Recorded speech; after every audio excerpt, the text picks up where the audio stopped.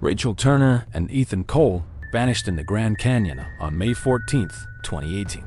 Rachel, 26, was an investigative journalist chasing stories of unexplained disappearances in national parks. Ethan, 28, was both her guide and her boyfriend, an experienced outdoorsman who promised to show her the canyon's hidden trails. They set out on a 7-day hike into one of the park's most isolated regions. Days later, rangers found their campsite torn apart by a violent storm, belongings scattered across the rocks. But of Rachel and Ethan, there was no trace. For 5 years, their case remained unsolved, a tragic addition to the canyon's dark history of disappearances, until one morning, Rachel appeared barefoot at a ranger station, broken and changed. And what she revealed would change everything investigators thought they knew.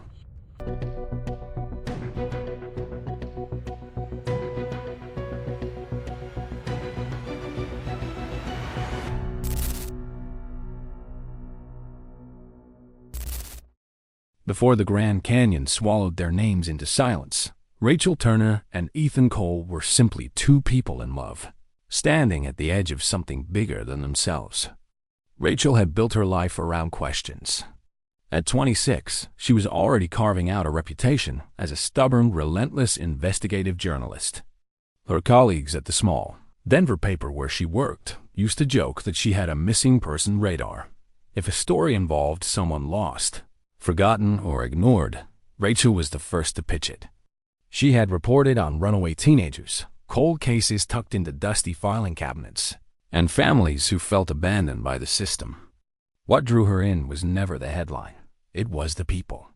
She couldn't stand unanswered questions, and she had a way of pushing until the silence cracked. But chasing ghosts took its toll. By the spring of 2018, Rachel was running on empty. She had been immersed in a series of reports about unexplained disappearances in national parks, stories that circled the internet in whispers, but rarely made the evening news. She combed through incident logs, ranger notes, and obscure forums where strangers swapped theories about vanished hikers. And everywhere she looked, one place kept resurfacing: the Grand Canyon. That canyon wasn't just a tourist postcard. It was ancient, dangerous, and littered with stories of people who had stepped in and never stepped out again. To Rachel, it was more than research. It was a wound in the landscape, and she couldn't stop herself from digging. Ethan Cole, on the other hand, carried a quieter kind of intensity. At 28, he wasn't chasing bylines or answers. He was grounded in the land itself. Raised in Flagstaff, just south of the canyon, Ethan had grown up with dirt trails under his boots and sunburn on his shoulders. His father had been a ranger, and his childhood was shaped by long days in the backcountry, learning how to read a sky before the storm broke, how to find water in dry creek beds, how to stay calm when the wilderness pressed in. By his late 20s, Ethan was guiding hikers through the Rockies and the desert Southwest. He was the kind of man people trusted to get them home again. Steady, calm, patient, qualities that made him the perfect balance to Rachel's restless energy. Friends often said Rachel was the spark, and Ethan was the anchor. Somehow, they held each other steady. Their love story wasn't born in the wilderness, but it always seemed drawn back to it. They met in Denver at a climbing gym, Rachel scribbling notes on a chalky notepad for a local feature, Ethan giving tips to first-timers. He teased her about interviewing him mid-route, and she teased him about taking himself too seriously. By the end of the night, she had his number.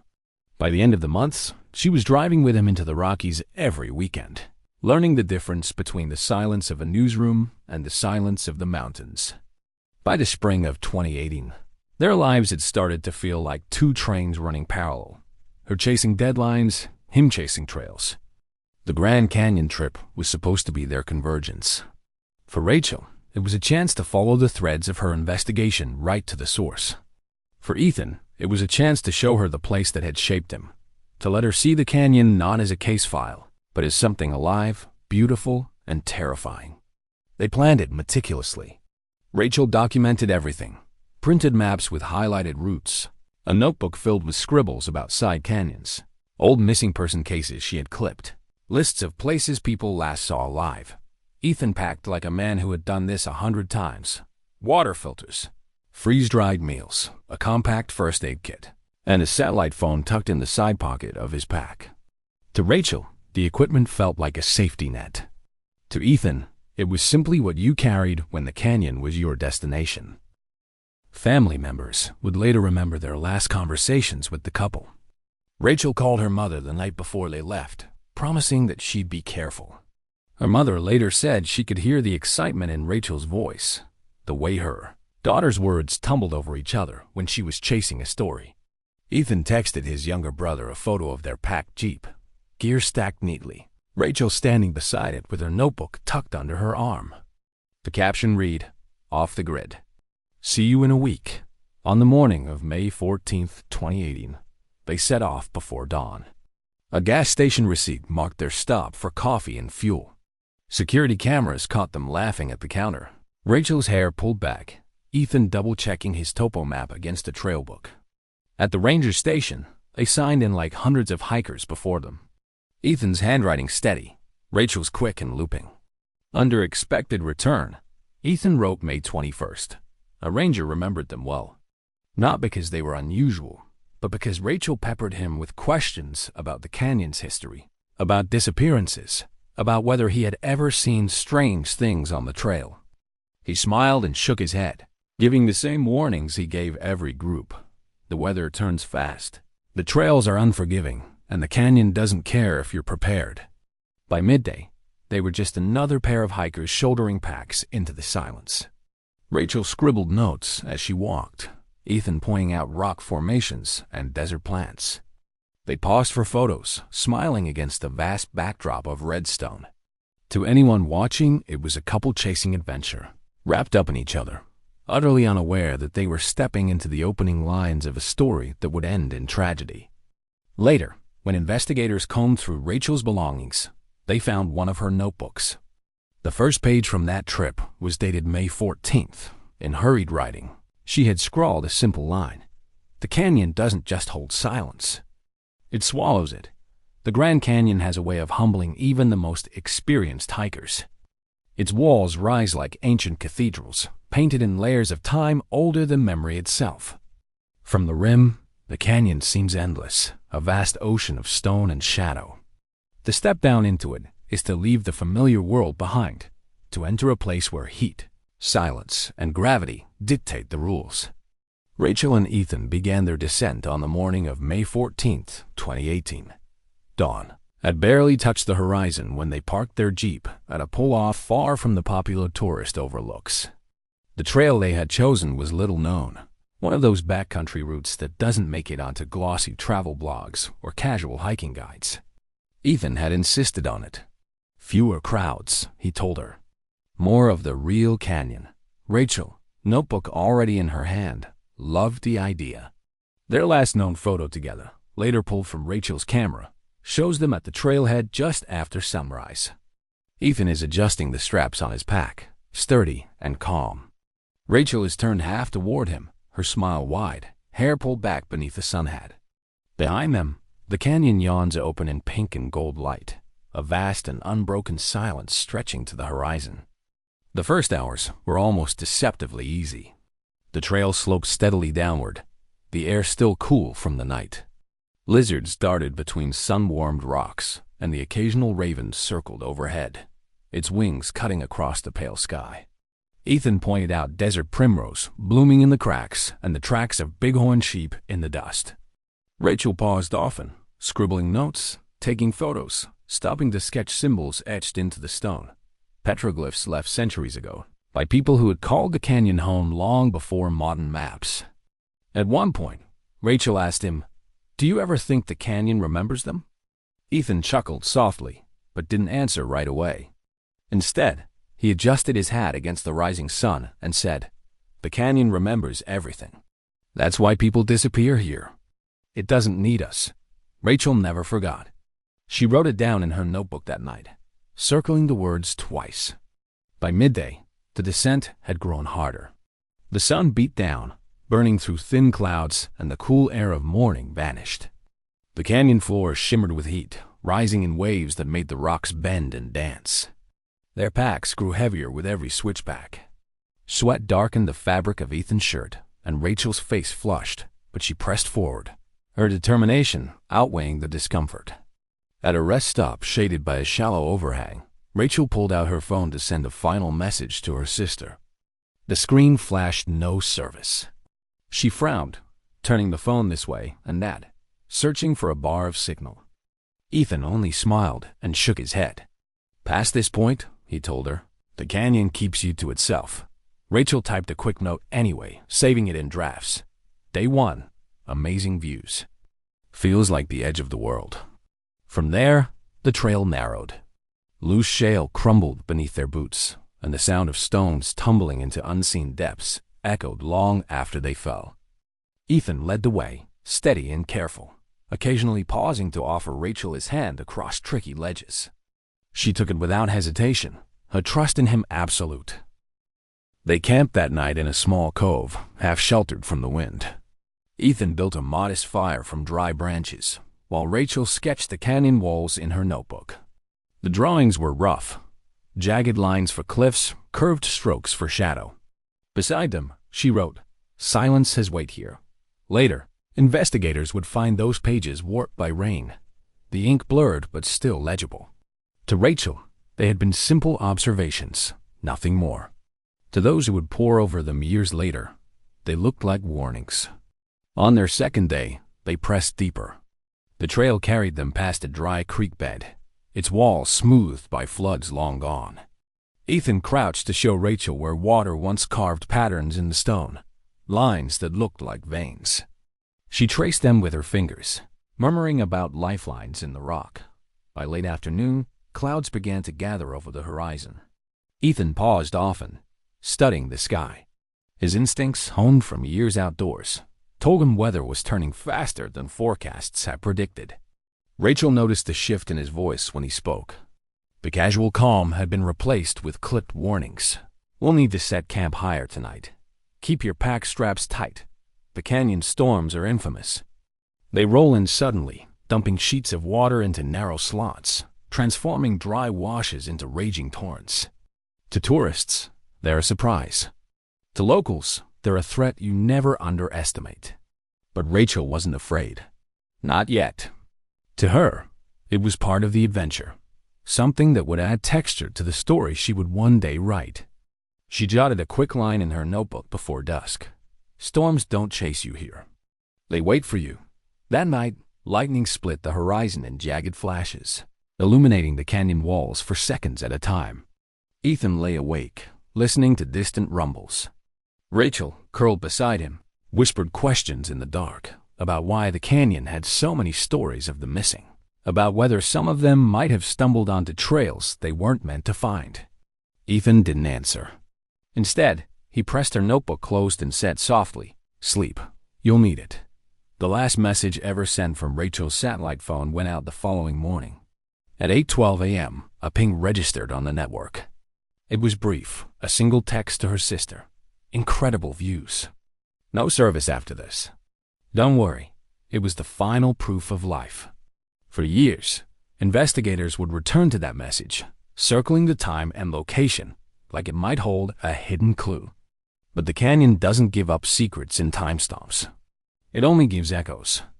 As Rachel and Ethan packed up that morning, shouldering their gear and stepping farther into the canyon's silence, they could not have known that every step forward was a step away from the world that remembered them, and into a place that never would.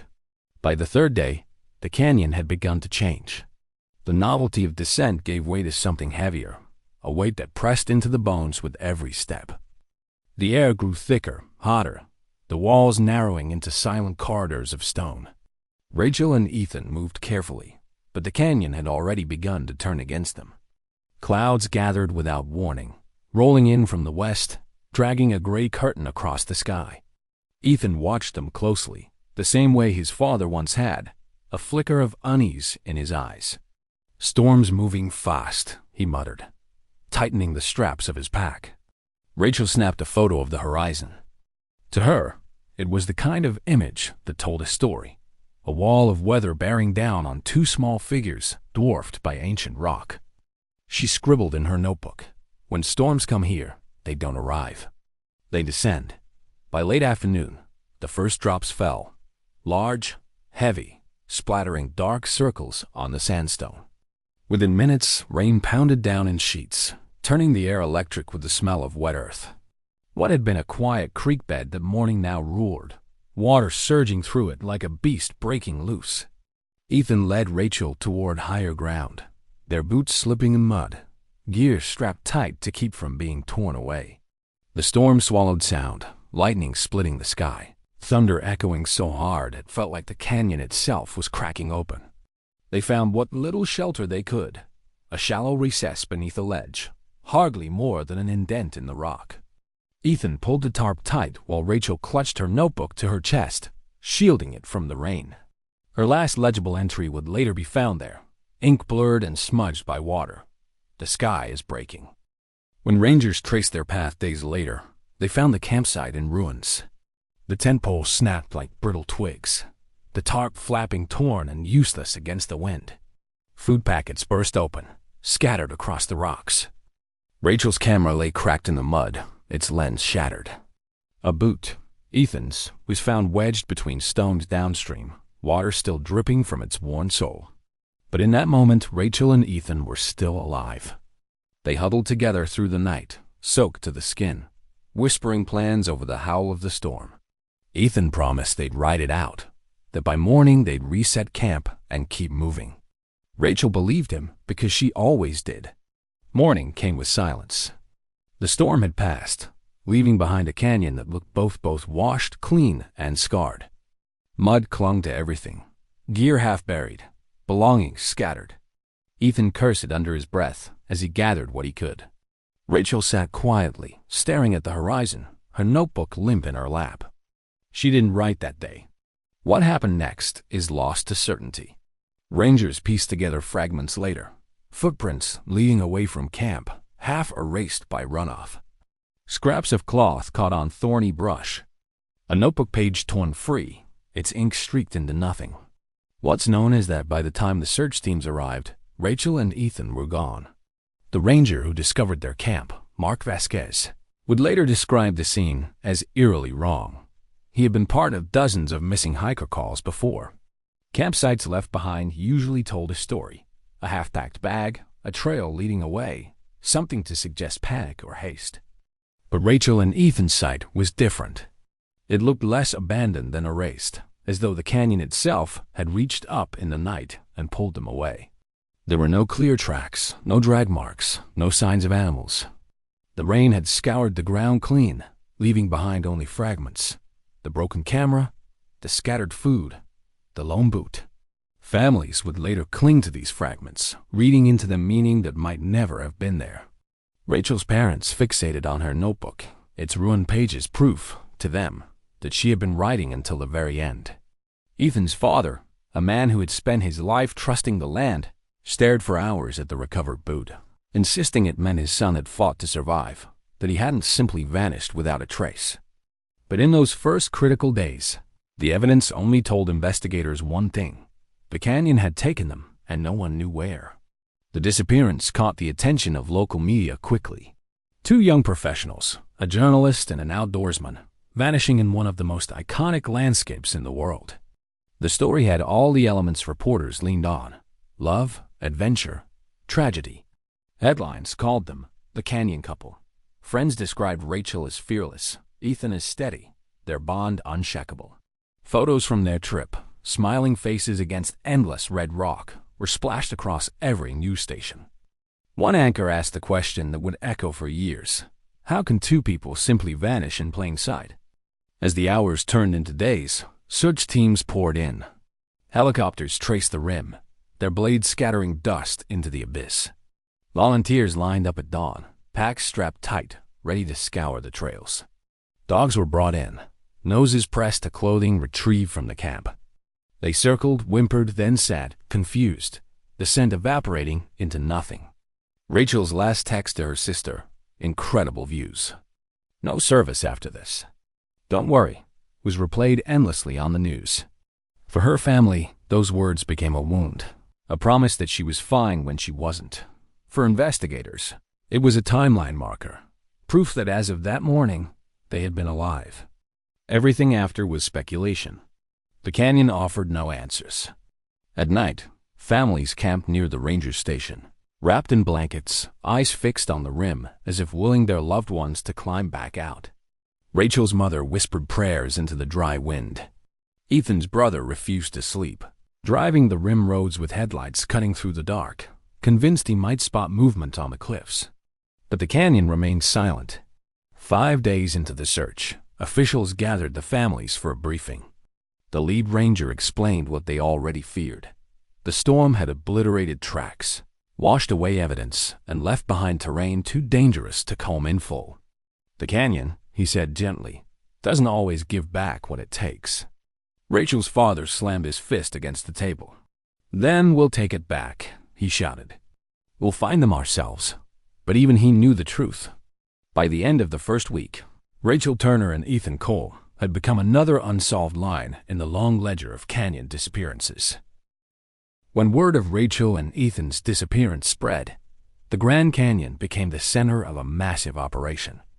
It wasn't unusual for hikers to go missing for a day or two, but this was different. 2 experienced young people, one of them an investigative journalist, both with proper gear, both leaving behind a torn camp that looked wrong from the start. By the end of the first week, there were over 100 people involved in the search. Rangers, volunteer climbers, cadaver dogs, helicopters scanning the canyon floor. At night, floodlights swept the rim as if trying to coax shadows into revealing themselves. The canyon swallowed all of it. Helicopter crews traced the Colorado River, their spotlights slicing through darkness. Nothing but water, rocks, and the occasional deer startled by the sound of the blades. Search dogs caught scent at the ruined campsite, but within yards, it dissipated into nothing, like the air itself had erased their trail. Rangers walked grid patterns across the ridges, calling their names until their voices broke. A few items surfaced.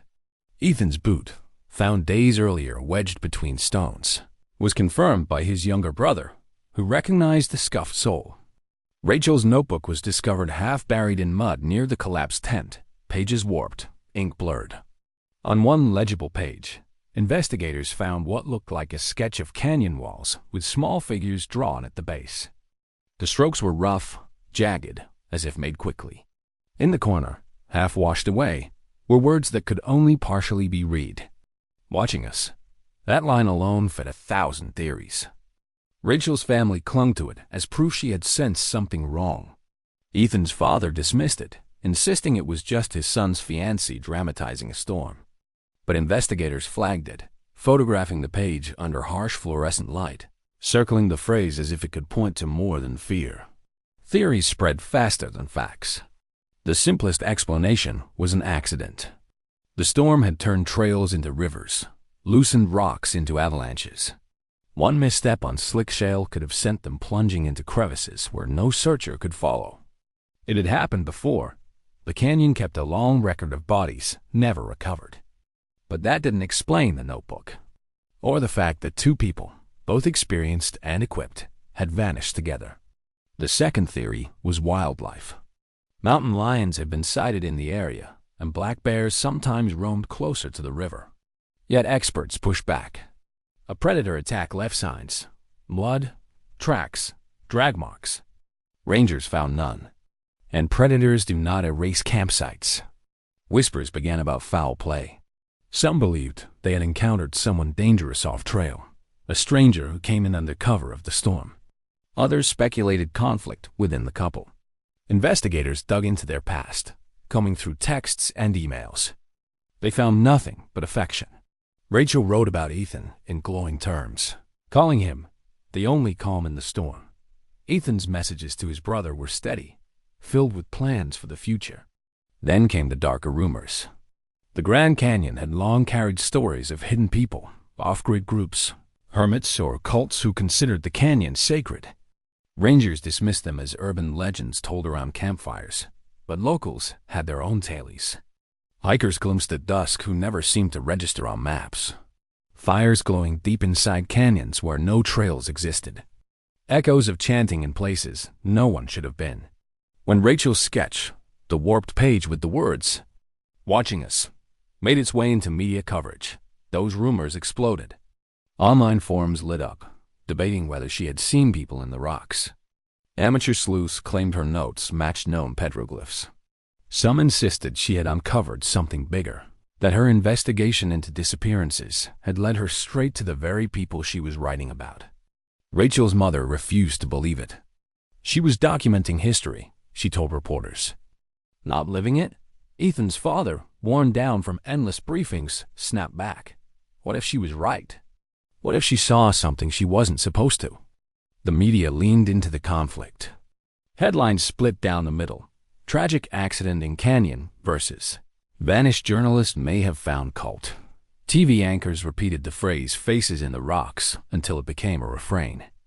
News crews camped at the rim. Cameras trained on weary families wrapped in blankets, clutching photos of their children. Every discovery became magnified.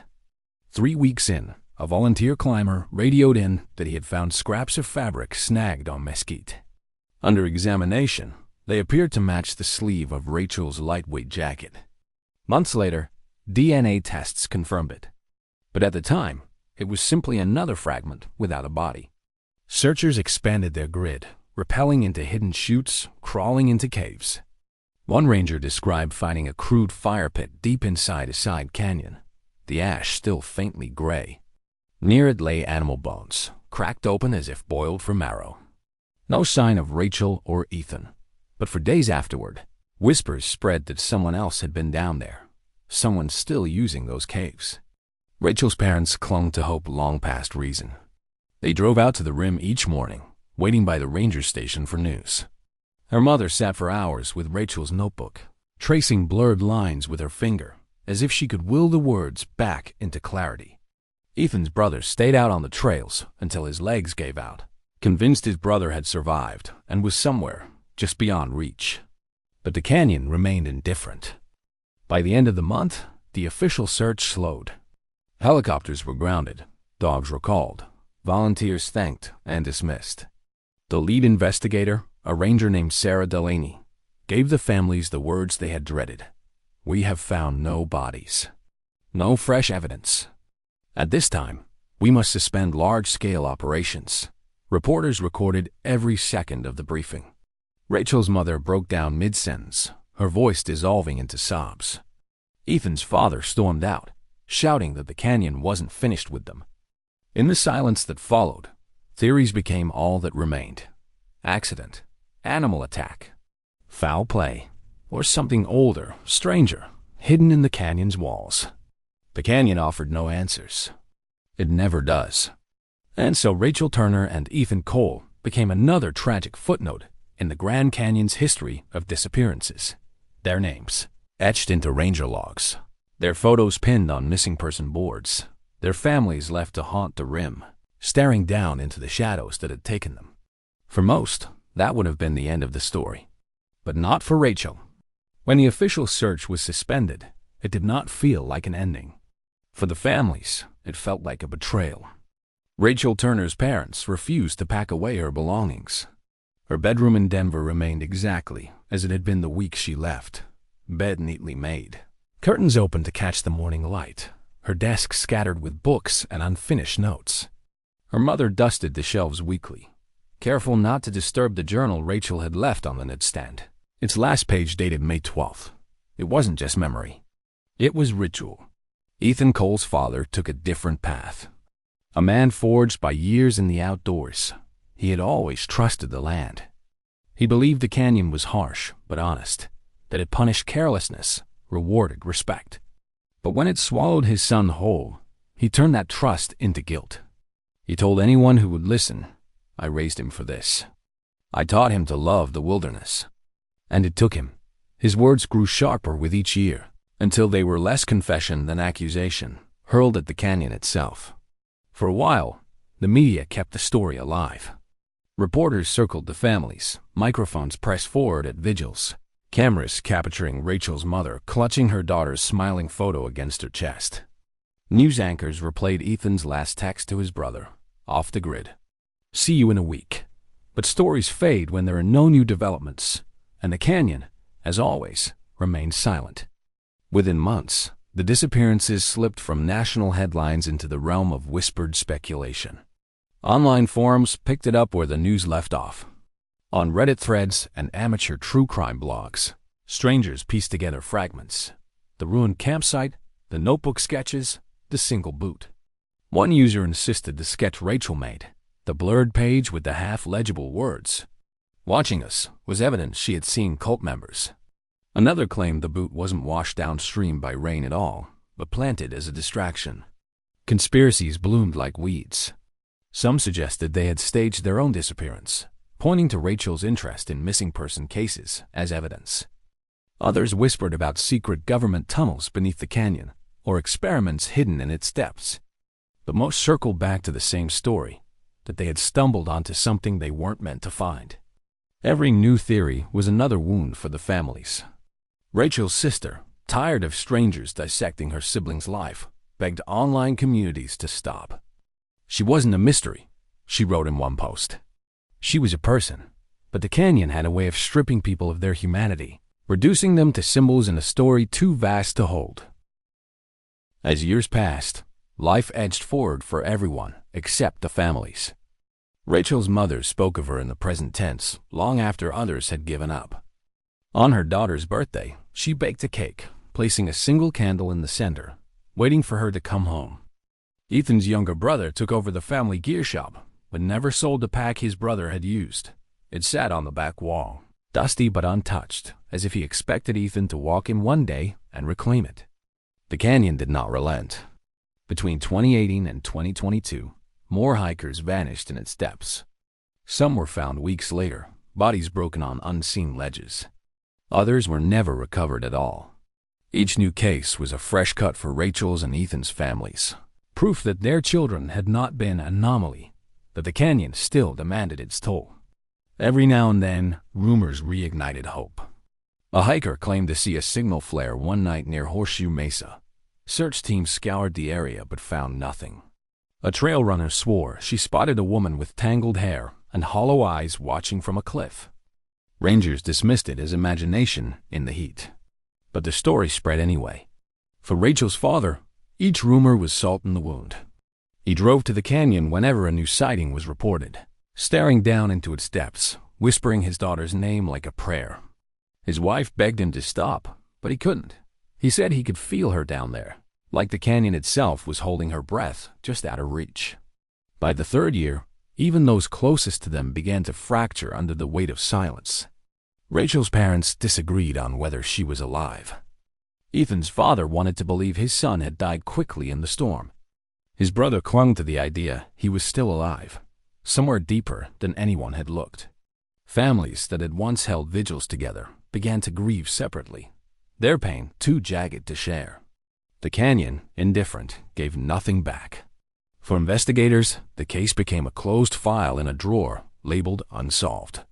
But for the public, it became a legend, one more entry in the long line of vanishings that gave the Grand Canyon its haunted reputation.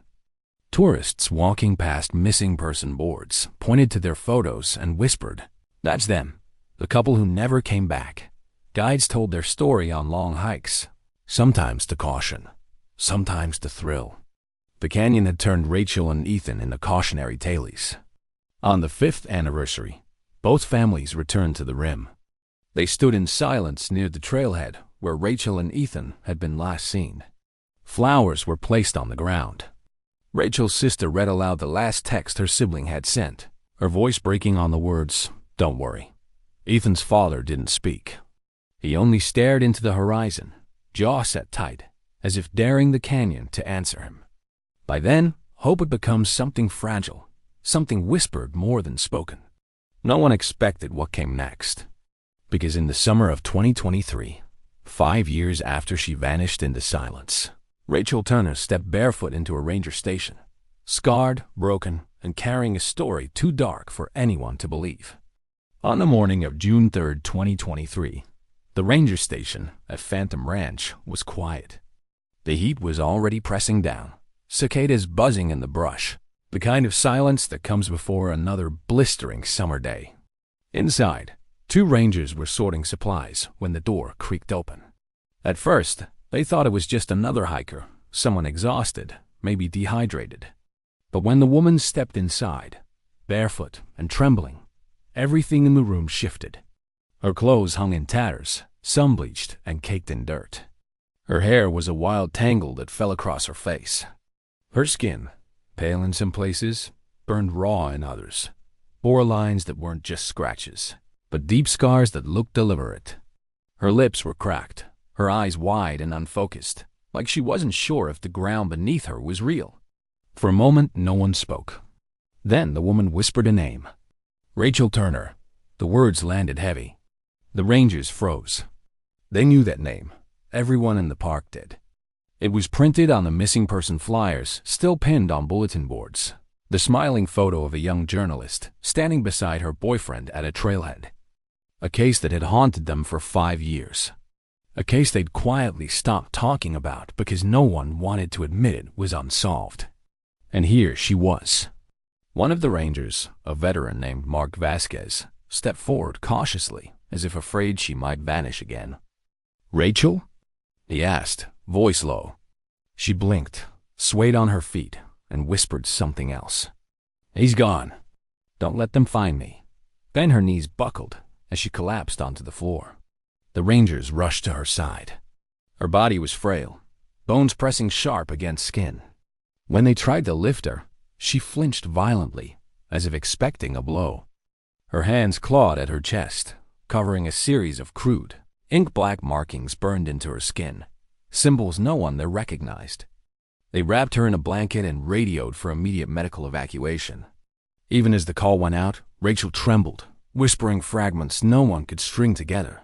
The caves. Chanting fire. Ethan. By the time the helicopter carried her out of the canyon, the news was already racing ahead of her. Rachel Turner had returned. At the hospital in Flagstaff, doctors struggled to make sense of what they saw. Her body told a story even before she spoke. She was dehydrated, malnourished, her muscles wasted from years without proper nutrition. Old fractures had healed poorly, leaving faint distortions along her ribs. Her skin bore not just scars, but ritualistic carvings, as if someone had cut and inked her deliberately.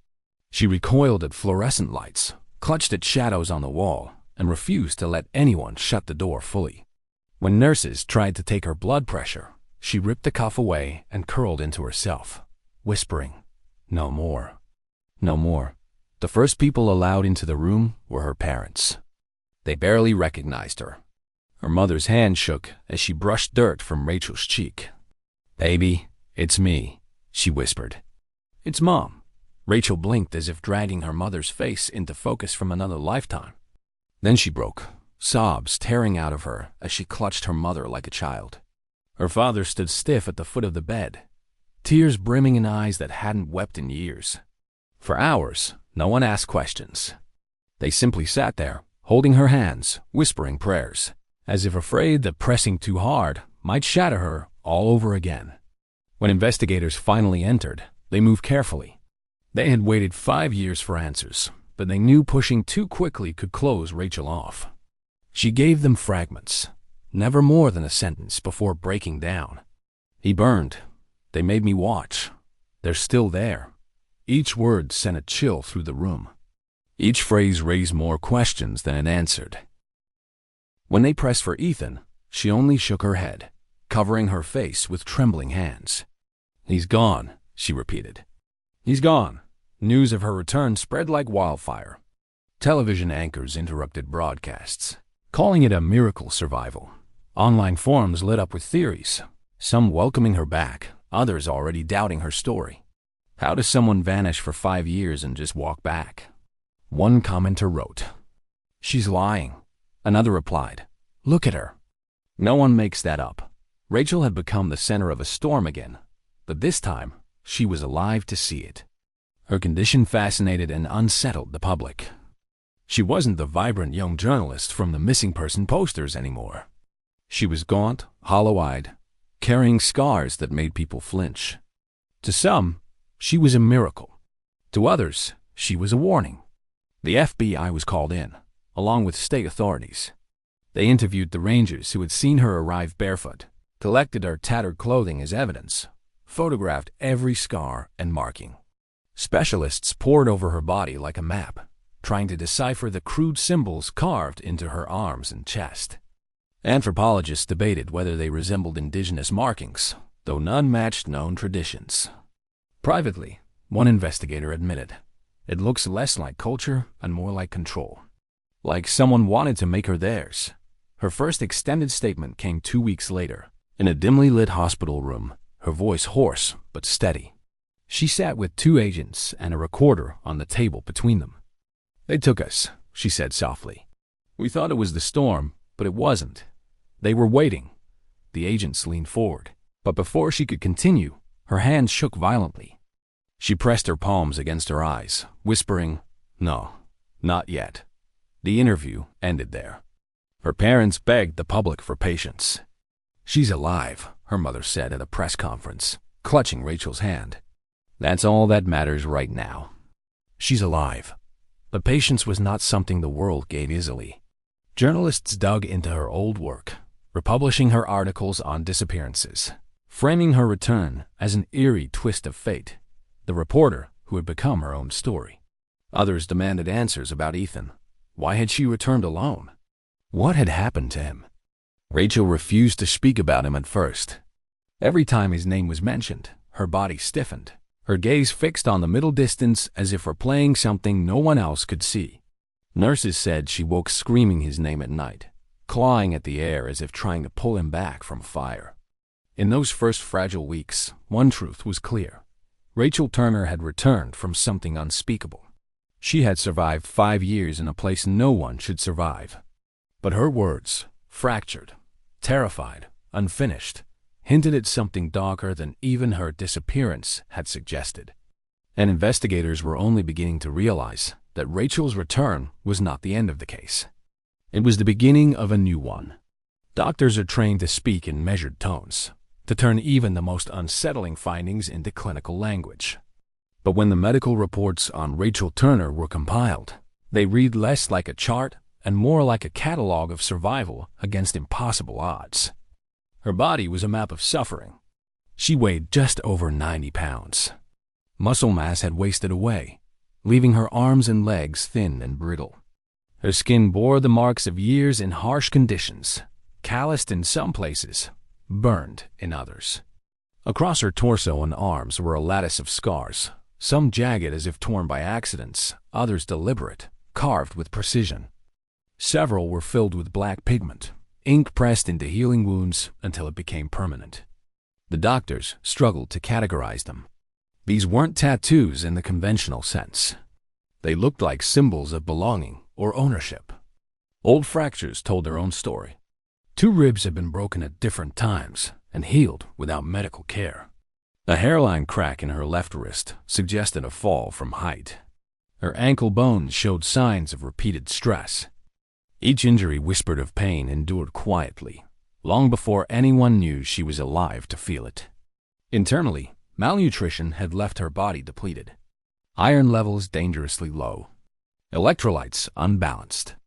Yet her heart kept beating steady, her body stubbornly refusing to let go.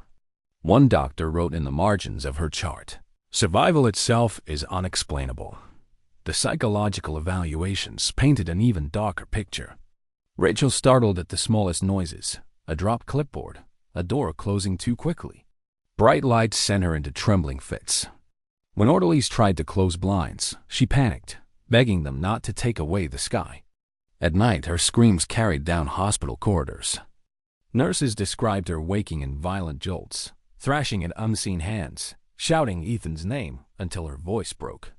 When therapists gently asked her to describe her dreams, her answers came in fragments. Chanting in the dark, faces painted white. They chose me. She rarely said more than that before shutting down, rocking silently with her arms wrapped tight around herself. Investigators pushed for answers, but doctors urged patience. Trauma like hers, they explained, doesn't unravel in a single conversation.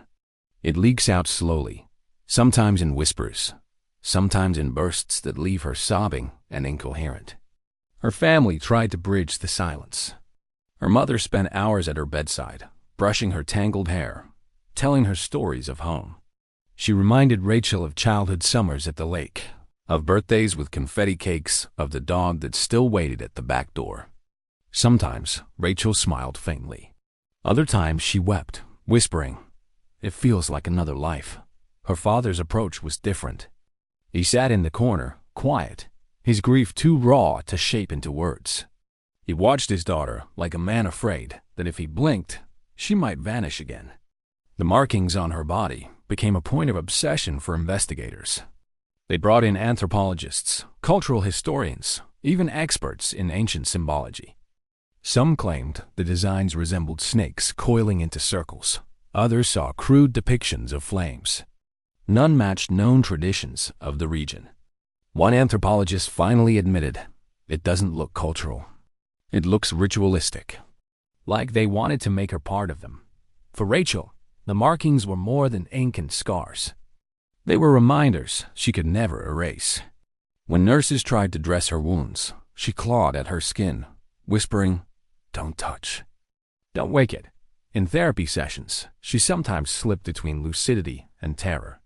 One moment, she spoke clearly about her work as a journalist, recalling deadlines and interviews as if no time had passed.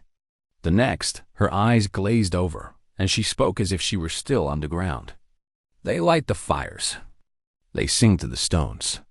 If you resist, they mark you deeper. Her therapist recorded these words carefully, noting the shift in her tone, flat, distant, as though repeating something drilled into her. Investigators grew increasingly frustrated. They had a living witness to 5 years of disappearance, but the story they needed remained locked behind trauma. Each time they pushed too hard, Rachel retreated further, clutching her knees and whispering, "You don't understand. They're still there." Meanwhile, the public devoured every leaked detail. Tabloids ran with headlines like "The Canyon Cult Survivor" and "She Came Back," marked. Television hosts speculated whether her scars were evidence of occult practices. Social media exploded with theories, some sympathetic, others cruel. She made it up, skeptics argued.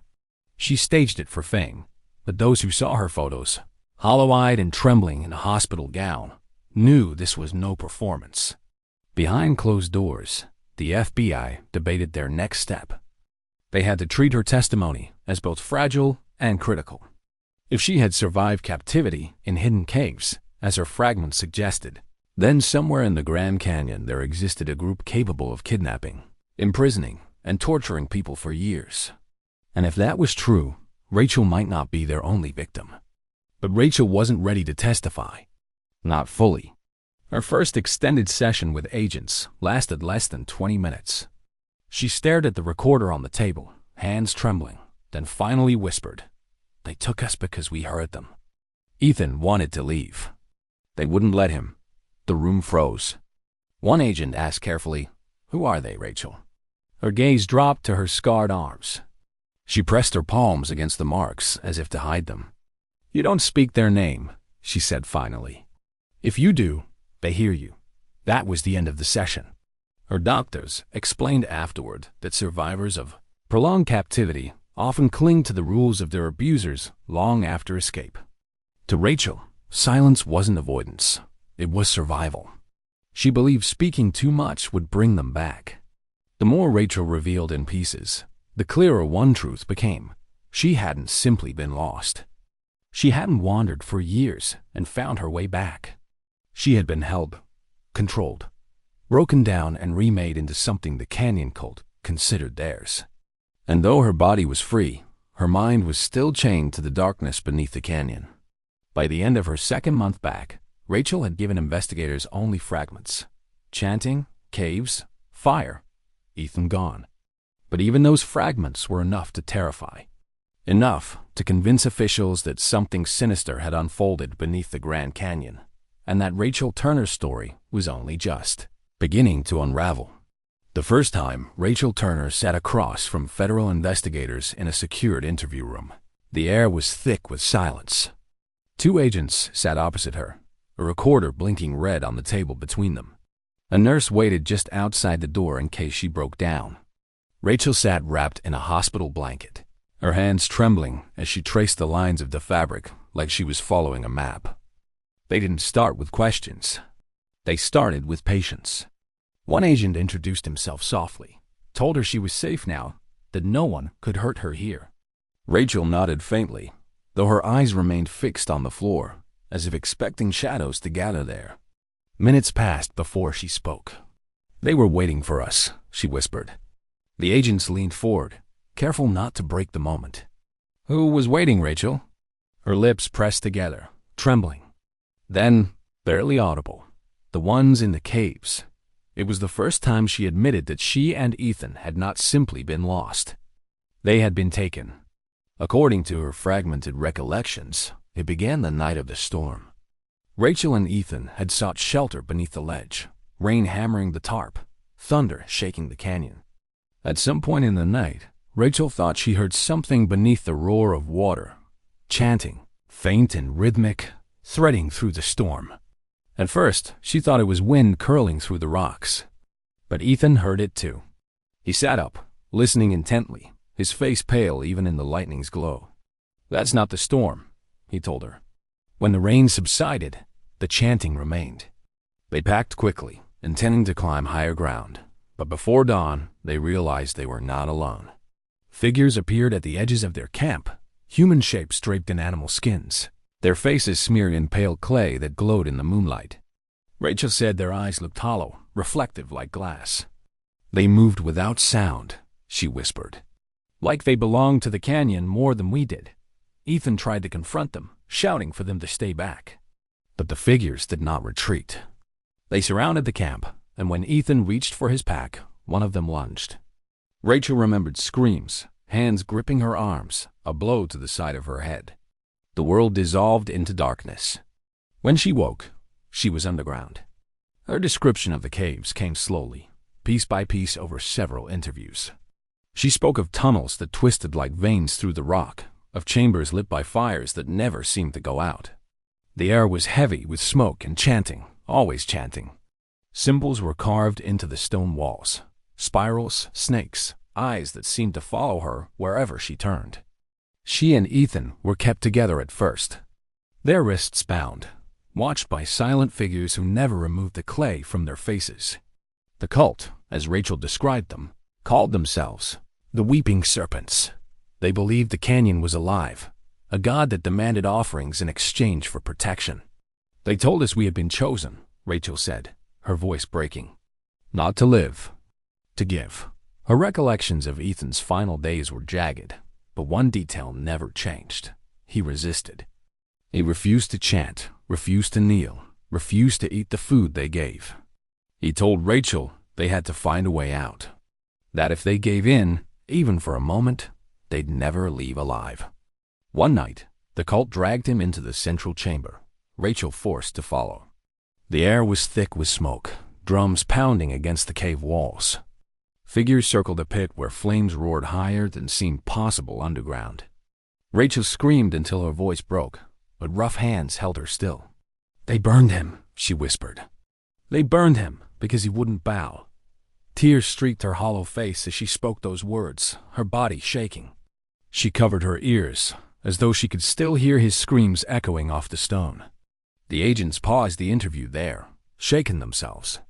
They noted in their report, subject displays severe trauma. Content credible but disturbing. Over the following weeks, more details emerged, each session peeling back another layer. Rachel described the rituals, how the cult painted her skin with clay, carved symbols into her flesh, told her she was now marked as one of them. They starved her for days, then fed her bitter roots that left her hallucinating. During these visions, she said she saw the canyon walls breathe, the stone itself bending like lungs. The cult told her it was proof the god had accepted her. "They broke time down," she murmured in one session. "There was no day, no night, just fire and shadows." She described being forced to watch other captives, hikers, wanderers, drifters, brought into the caves and never seen again. Sometimes she heard screams echoing through tunnels she wasn't allowed to enter. Sometimes she saw belongings, backpacks, shoes, cameras, stacked in piles like offerings. The notes in the medical files reflected the horror of her testimony. Subject believes she was one of multiple victims. Unclear if others survived. Descriptions consistent across sessions. Significant psychological damage, but details remain stable. One session ended with Rachel whispering a chilling line. They let me live because they said I was the voice, that I would carry them out. Investigators exchanged uneasy glances. Was she implying they had deliberately released her? Or was it survivors' guilt speaking through fractured memory? Outside the interview room, debate raged. Some agents argued Rachel's story confirmed what locals had whispered for decades, that hidden groups lived within the canyon, practicing rituals outsiders couldn't comprehend. Others cautioned that trauma could distort memory, that her years of captivity might have blurred reality and nightmare. But the physical evidence on her body could not be ignored. The scars were real, the carvings deliberate, the malnutrition undeniable. And one detail she gave, a crude map scratched shakily onto paper, matched an uncharted cave system, previously identified only on ranger surveys but never explored. For Rachel, the act of speaking itself was both release and torment. After long sessions, she collapsed into sleep so deep nurses struggled to wake her. Other nights, she refused to close her eyes, muttering that if she did, she would hear the chanting again. Her family could barely listen to the transcripts. Her mother wept, whispering prayers over each new revelation. Her father sat silent, face hard, gripping the armrest of his chair until his knuckles turned white. Still, piece by piece, Rachel's story spilled out. Not a disappearance, not an accident, but an abduction into darkness, and a survival that was never meant to end. By the time part 8 of her story had been recorded, investigators realized something unsettling. Rachel Turner wasn't just telling them what had happened. She was warning them. "The canyon keeps them," she said one night, her voice trembling. "And now it keeps me too." Rachel spoke about her escape as though it wasn't a single moment, but a series of fractures, cracks in the stone, cracks in the rituals, cracks in herself. For years she had lived in the darkness of the caves. Time dissolved into chanting and firelight. Days and nights no longer existed. Only rituals, punishments, and whispers. But the canyon is as cruel to those hiding within it as it is to those wandering above. Nature does not remain still. She remembered the first sign clearly. Heavy rains had returned after years of drought. Water seeped into the tunnels, dripping steadily at first, then rushing in small rivulets along the stone. The cult members seemed restless, whispering to each other in voices she couldn't quite hear. The fire smoked, sputtering in the damp air. One night, as drums pounded in the central chamber, the walls themselves shuddered. A deep crack rang out through the caves, and dust rained from the ceiling. Figures froze mid-chant. Rachel, forced to kneel with her head bowed, felt the tremor ripple through her bones. "They feared the storm," she whispered in one interview. "More than they feared God." In the chaos, she noticed something, a fissure splitting along the back of a narrow corridor where she had once been forbidden to go. It was small, jagged, no more than a shadow against stone, but to her, it looked like a doorway. For days she waited, watching as the rains returned, each storm widening the crack. She counted heartbeats, chants, the passing of torches, until a moment came when she was left alone long enough to slip away. Rachel described the escape in halting, trembling words, as if speaking it made her feel the stone closing in again. She pressed her body into the fissure, scraping her shoulders raw against the rock. The passage was so narrow she could barely breathe, the stone pressing like a coffin. At one point, she became wedged, unable to move forward or back. Panic clawed at her chest, and she nearly screamed until she remembered the cult's words, "Noise wakes the stone." So she forced herself to exhale, inch by inch, until she slid free into another chamber. Here, water pooled at her feet, cold and clear. She knelt to drink, the first taste of fresh water she could remember. But the tunnels did not release her easily. For days, she could not say how many, she crawled through darkness, guided only by the faint sound of water rushing somewhere ahead. She bruised her knees on sharp stone, tore her hands until they bled. At times, she believed she had circled back, that the cult would find her again and drag her before the fire. She remembered hearing voices echo through the caverns, distant, overlapping, like chanting carried on the wind. I don't know if they were real, she admitted, or if the canyon was mocking me. Eventually, the tunnels began to slope upward. The air grew fresher, tinged with sage and dust instead of smoke. She crawled toward it like an animal, lungs burning, every muscle screaming. When she finally saw daylight, it nearly blinded her. She stumbled out of a crevice onto the canyon wall, the sun so bright it felt like knives against her eyes. For years, she had lived in firelight and shadow. Now the sky stretched endless and merciless above her.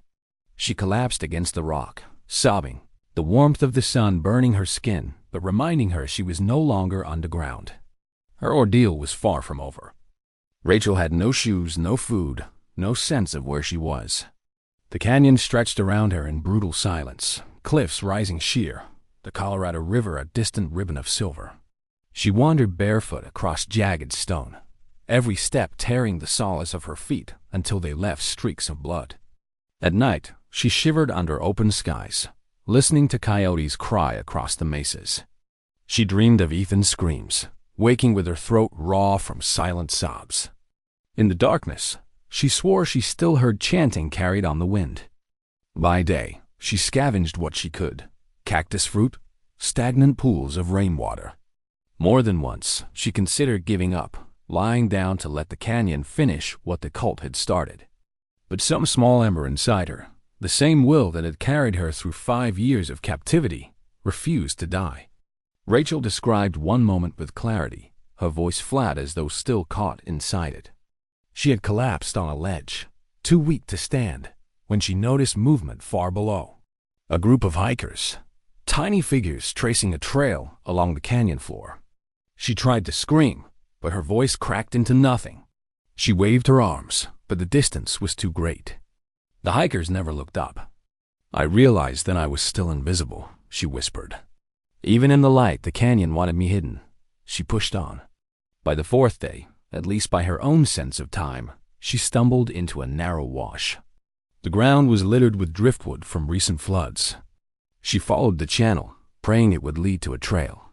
Instead, she found remnants that froze her blood. Half buried in mud were belongings she recognized: a torn backpack, a rusted pocket knife, scraps of clothing. Not hers, not Ethan's, someone else's. The cult had not only taken them, others had come before. She fled the wash in panic, scrambling up the ridge until her lungs gave out. The canyon keeps trophies, she told investigators later, and I walked through them.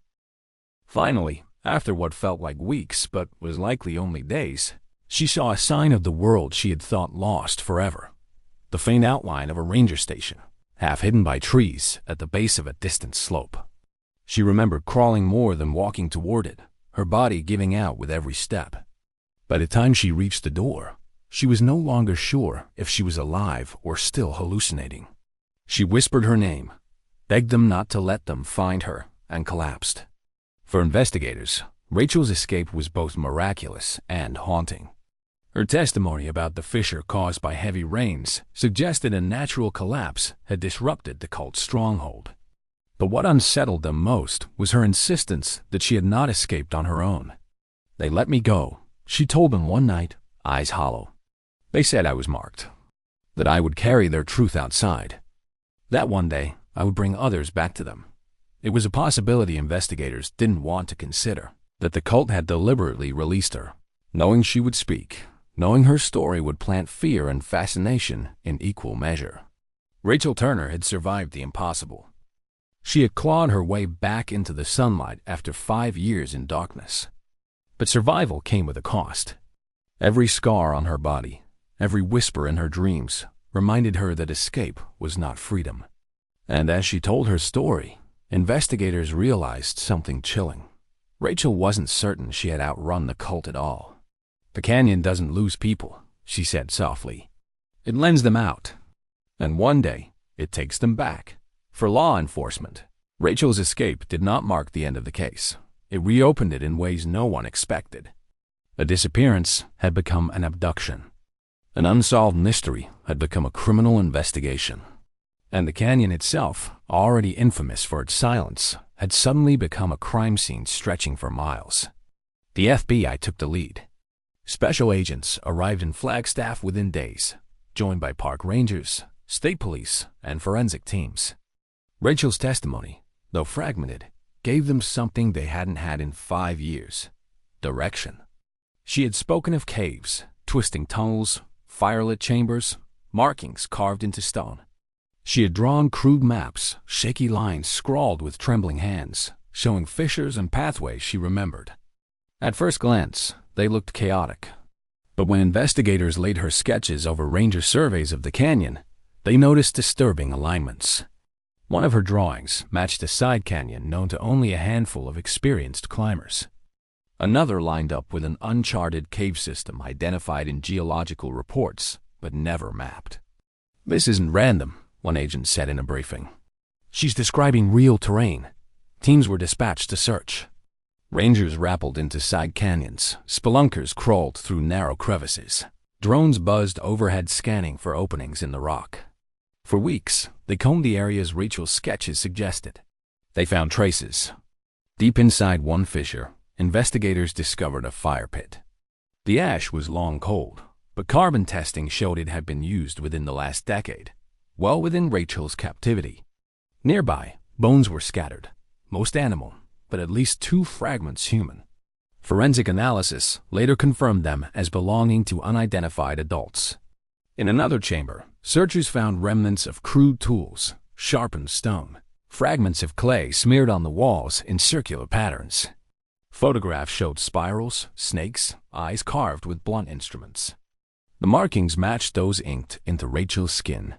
The most chilling discovery came in the form of clothing. A torn sleeve, half buried under rubble. A boot sole worn smooth by use. A strip of fabric stained dark. None belonged to Rachel. None matched Ethan either. They were from others who had vanished. The findings leaked to the press, igniting a storm. Headlines blared. Cult activity in the Grand Canyon? News anchors replayed images of Rachel's scars beside photographs of the cave symbols. Amateur investigators swarmed online forums, cross-referencing missing person cases with cave locations. Families of other missing hikers called reporters, demanding to know if their loved ones had been taken by the same group. The Grand Canyon, once marketed as a wonder of the natural world, was now whispered about as a hunting ground. But the investigation was not simple. The canyon's scale made every search dangerous. Rangers described narrow ledges where one misstep meant a 1,000-foot fall. Caves so tight rescuers had to exhale just to squeeze through. And always, the silence, an oppressive weight that made even trained searchers glance over their shoulders, convinced they were being watched. Some refused to go back after their first search. One ranger, a veteran of 20 years, admitted, "You get down there and you feel it. Like the walls are listening." Meanwhile, agents pressed Rachel for more detail. She gave them fragments, always hesitant, always trembling. "They had fires in every chamber," she said. "Smoke filled the walls. They stacked belongings. Like trophies. They told me Ethan was an offering." Each word deepened the investigators' conviction. Yet they remained cautious. Trauma distorts memory. Hallucinations blur truth. They needed evidence, not just testimony. Still, the cave discoveries aligned too closely to dismiss. Theories multiplied. Some experts suggested the weeping serpents were descendants of hermits or survivalists who had retreated into the canyon generations ago. Others argued they were modern, disillusioned people abandoning society to worship the canyon. Skeptics, however, cautioned that investigators might be projecting. "Ashes and bones don't equal cults," one anthropologist warned.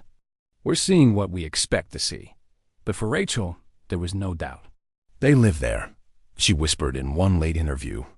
"They move like shadows. You don't find them. They find you." The investigation stirred unease among locals.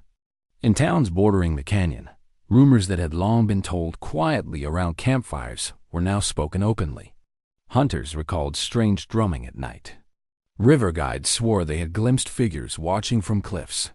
A retired ranger admitted that over the years, dozens of cases had unsettled him. Disappearances that never fit accidents. Belongings found miles from logical trails. It was easier to say the canyon took them, he said. Harder to admit someone else might have. Despite the evidence, the investigation reached a wall. Search teams never encountered living members of the cult. The cave showed signs of use, but no footprints, no fresh fires, no voices in the dark. It was as if, sensing Rachel's escape, they had vanished deeper into the stone. The FBI eventually scaled back the operation, unwilling to risk more lives chasing shadows. Officially, the caves were documented, evidence logged, bones catalogued. Unofficially, agents admitted they had the same chilling thought. The cult had simply moved, watching from farther away, waiting for the search to end. For the families of other missing hikers, Rachel's testimony was a lifeline and a torment. Some finally believed their loved ones hadn't died in accidents. They had been taken. Others railed against the idea, saying it was too monstrous, too unbelievable. Candlelight vigils grew along the canyon rim, photographs of the missing fluttering in the wind. Rachel herself could not attend. She remained under protection, her body healing slowly, her mind still fractured. When told of the discoveries in the caves, she only shook her head. "They'll be back," she whispered. They never let go. The investigation confirmed what many feared. Rachel's disappearance had not been an isolated tragedy. There were others. Maybe dozens. Maybe more. But the canyon, as always, gave only fragments. Never the whole truth. And Rachel Turner, the only living witness, carried the burden of knowing that her survival was not an escape at all. It was a message. "They sent me back," she told her therapist. "Not to free me, to remind you." Rachel Turner's return should have brought closure. In most missing person cases, families dream of only two outcomes: recovery or answers. Rachel gave them both. She came back alive, and she told her story. But what she revealed only widened the wound. For her parents, relief and grief tangled together. They had their daughter back, but she was not the Rachel who had kissed them goodbye on May 14th, 2018. This Rachel flinched at shadows, whispered in her sleep, and refused to walk through doorways unless they were left open. At family dinners, she sometimes sat silently, staring at her plate as if waiting for voices no one else could hear. Her mother said, "I thank God she's alive every day, but I also pray he helps her forget." Her father admitted in an interview, "We got her back, but we also lost her forever to that canyon." Ethan's family carried only absence. His body was never recovered, only Rachel's broken memory of his final moments. His father refused to accept it.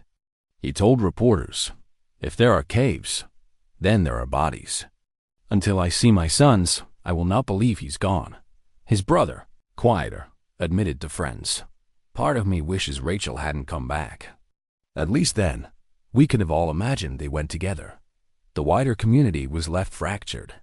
Candlelight vigils drew crowds along the rim, the photographs of missing hikers fluttering in the canyon wind. Some families saw Rachel as proof of hope, clinging to the idea that their loved ones, too, might still be alive in hidden caves. Others found her story unbearable. It meant their children might have died in fire or ritual, not in accident or silence. Public trust in the park eroded. Tourism numbers dipped for months. Rangers fielded questions they couldn't answer. Are the trails safe? Are there people living down there? Official statements emphasized that investigations were ongoing, but the canyon's silence spoke louder. For investigators, Rachel remained both witness and mystery. They debriefed her repeatedly, hoping for clarity. But her memories came in fragments, sometimes shifting. Trauma has a way of bending truth. Was every detail literal? Or had years of fear woven hallucinations into fact? The physical evidence supported her story. The caves, the symbols, the bones. But no living cult members were ever found. That absence became its own kind of presence. An FBI agent admitted off record, "It's worse this way. If we'd found them, we could have stopped it. Instead, it feels like they're still out there, watching her, watching us." Rachel herself lived in a strange half-existence. Protected, monitored, but never free. She avoided interviews, turning down book deals and television specials. When cornered by journalists, she said only, "You don't want this story. It doesn't end," she wrote privately, filling notebooks with sketches and symbols. Some were exact replicas of the carvings on her skin. Others were twisted, surreal landscapes, walls bending like lungs, flames licking upward in impossible shapes. Doctors debated whether this was therapy or torment. For Rachel, it seemed to be both. The Grand Canyon, meanwhile, endured as it always had.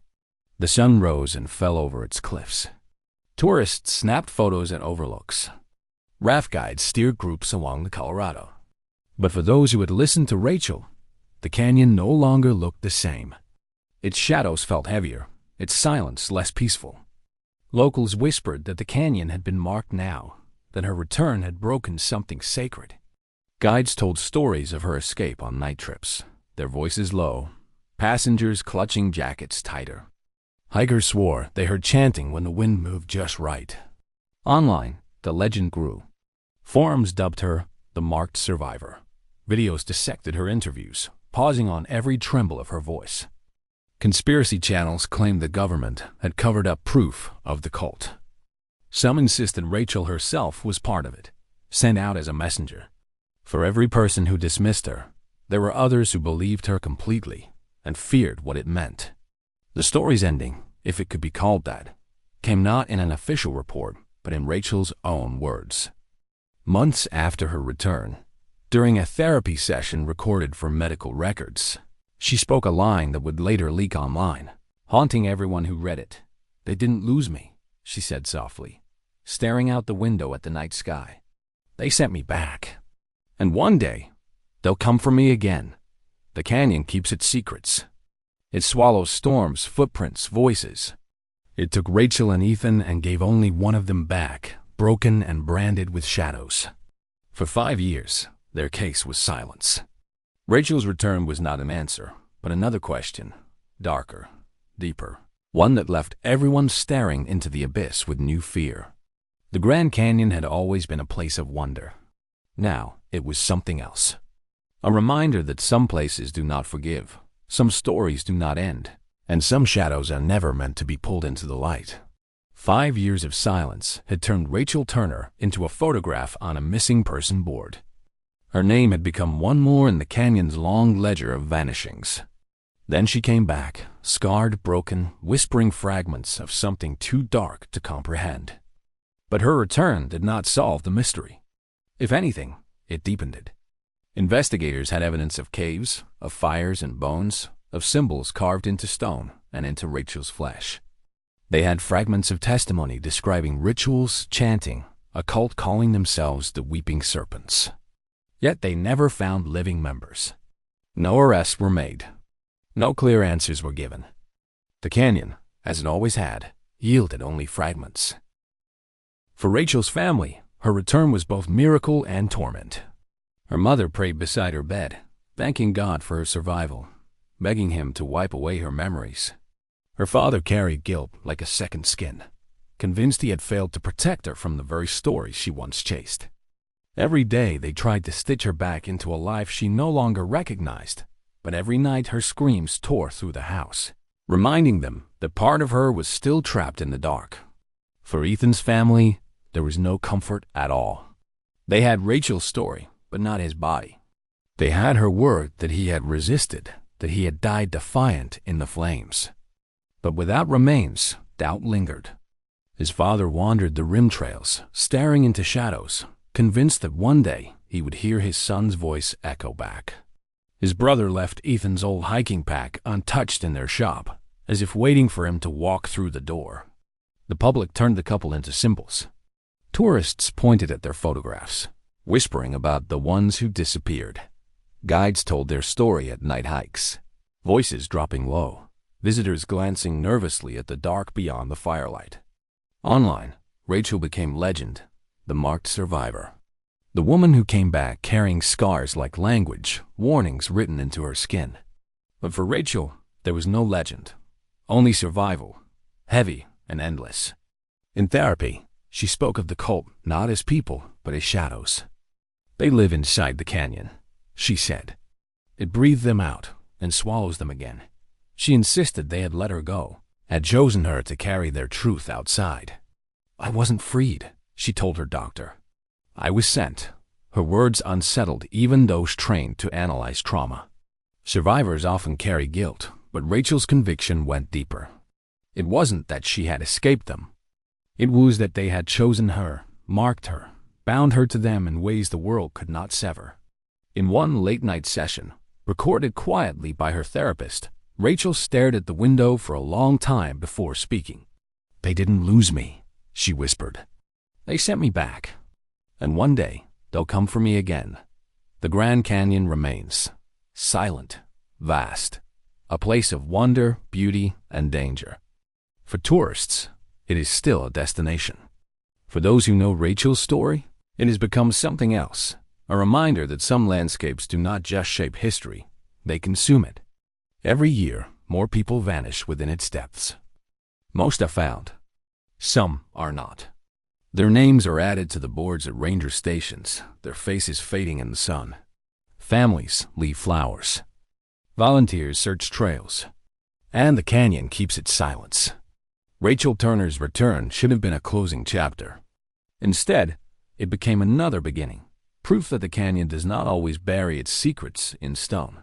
Sometimes, it sends them back to haunt the living. And as long as Rachel breathes, scarred and broken, the shadow of the weeping serpents lingers. Because the canyon never forgets. It only waits.